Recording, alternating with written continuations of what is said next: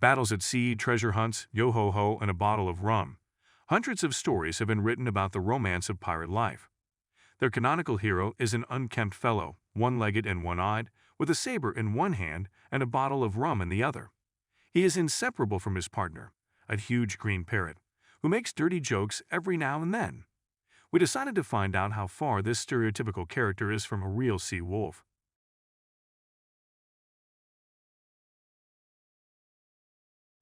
Amputation was a good prophylaxis against gangrene and infections, and therefore pirates' missing limbs were indeed encountered.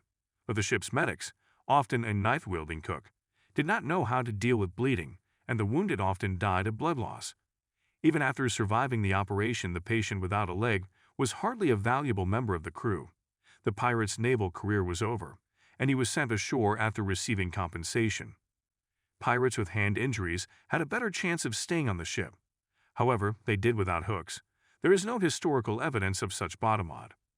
A black eye patch was indeed used, but not to hide the mutilation, but so that one eye was always adapted to the darkness of the hold. And the gold earrings, so beloved by the pirates in the drawings of Howard Pyle and Newell Wyeth, were worn for pragmatic reasons. For example, they could guarantee a dignified burial in the event of sudden death.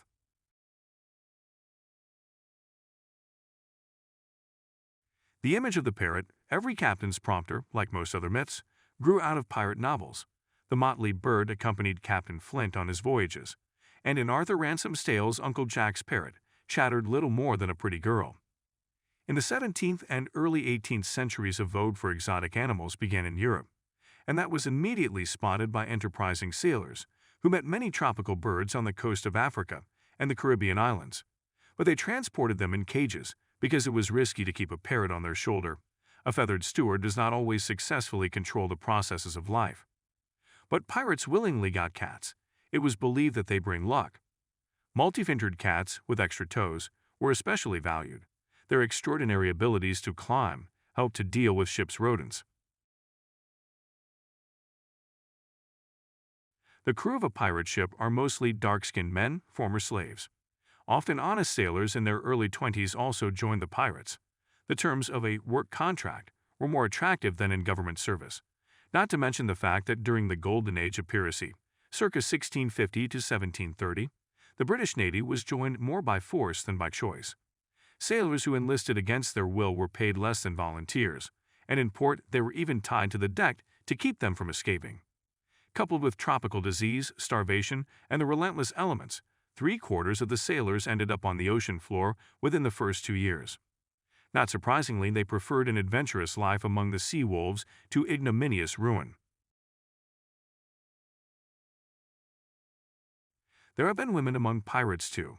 Captain Zheng Shi gathered an army of several hundred ships and became China's menace of the seas, while Anne Bonny traded the quiet life of a rich planter's daughter for a life of adventure by befriending another pirate, Mary Read.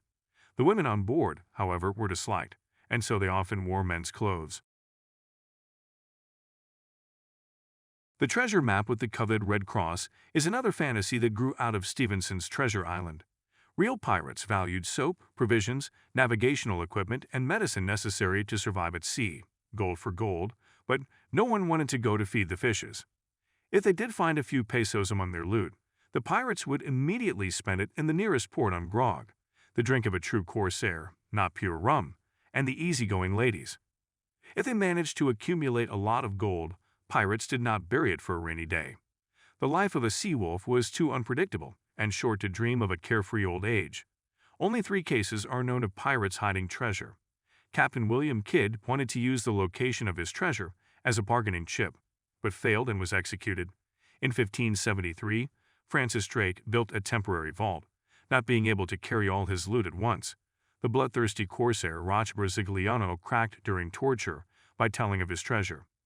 The rest of the pirates, if they hid the treasure, it was not for long, believing that one should live and spend the money here and now. Pirates, of course, are a superstitious people, but half of the omens are writers' fantasies. The Black Sabbath, which also appeared in the Pirates of the Caribbean films, was invented by Robert Stevenson. The label heralded the imminent deposition of the captain. Billy Bones and John Silver received it. The real corsairs, dissatisfied with the captain, solved the problem more quickly. They could have shot the leader in his sleep or sent him overboard. Peaceful re-election was not always an option. Colorful descriptions of rigging and sails, carved helm, and mermaid bas-reliefs are found in almost every pirate novel. In the movies, these details are rarely noticed, so the filmmakers take the size and the giant galleons appear on the screen.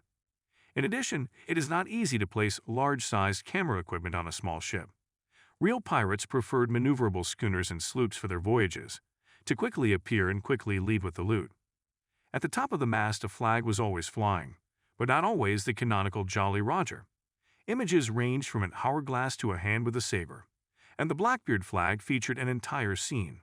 A skeleton holding an hourglass in one hand as a symbol of the transience of time, and clutching a spear with the other, ready to pierce a bloody heart.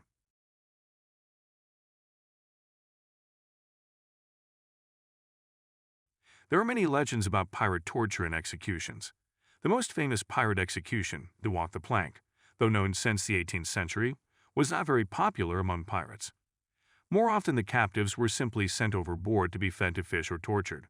They were made to run around the mast until they were completely exhausted or had burning candles put between their fingers. But all this was only done when absolutely necessary, unless, of course, the captain was particularly cruel. Gentlemen of fortune were also reluctant to participate in naval battles, limiting themselves to a warning shot and raising the pirate flag. The enemy usually surrendered when frightened. The pirates had a rational approach. Firing on a merchant ship could destroy potential allies and valuable cargo. So they preferred a bloodless method, offering to share a quarter of the spoils and at the same time inviting to join their ranks, thus securing their reputation as noble and fair bandits. Most legends are associated with the pirate Edward Teach, nicknamed Blackbeard. Despite his worldwide fame, his career as a sea robber was surprisingly short, only 2 years from 1716 to 1718, and not particularly successful. Contrary to legend, he was neither bloodthirsty nor insane. Edward Teach is believed to have set fire to his beard. In reality, he simply pinned lit musket wicks to his hat. Blackbeard is said to have had 14 wives. That's partly true. There were pseudo-marriages on the deck of the Queen Anne's Revenge more than once, but Mary Ormond was his only real wife. The young couple were married under the patronage of the governor of North Carolina himself. Blackbeard's death is also embellished. According to legend, his body swam around the ship 3 times, which, however, was not mentioned in the report of Lieutenant Maynard, who deprived the pirate of his head. And it's hard to believe that after 5 bullet wounds and a couple of dozen stab wounds, a man can swim. Fights, and in some cases gambling and even alcohol, were forbidden on board. Pirates were quite humane for their time. They often took care of prisoners and divided the spoils according to strict rules. All this was prescribed by the code of conduct in force on the ship. And on land, pirates tended to self-organization. Archaeologists have found traces of small settlements in Madagascar, Tortuga, and the Bahamas. They were not pirate states, but guaranteed the protection of robbers. Much of the pirates' time was spent on land with their families. There were benefits from the sea robbers. Captain Kidd helped with the construction of Trinity Church in New York and even paid for a family pew, and corsairs supplied gold and silver coins to North American cities, as well as exotic food and luxury goods that were in short supply. Today, the damage from piracy is estimated at $13.16 billion. Today's sea robbers, like their predecessors, rob, kidnap, and maim their victims. The hottest spots are the Indian Ocean, East Africa, and the Far East. A couple of cases on the civilized Danube were also written about. Instead of blindfolds, there are now night vision goggles, and instead of sabers and hooks, there are Kalashnikov assault rifles and rocket launchers. There is even a Somali pirate exchange where maritime brigands can buy the equipment they need. Everything we know about pirates is a figment of the imagination of Defoe, Stevenson, and Ransom. The image they invented supplanted the true story. But there was one thing both real and fictional pirates had in common: a love of the sea and a desire for freedom. However, we should not forget that this craving has taken many lives, both the robbers themselves and their victims.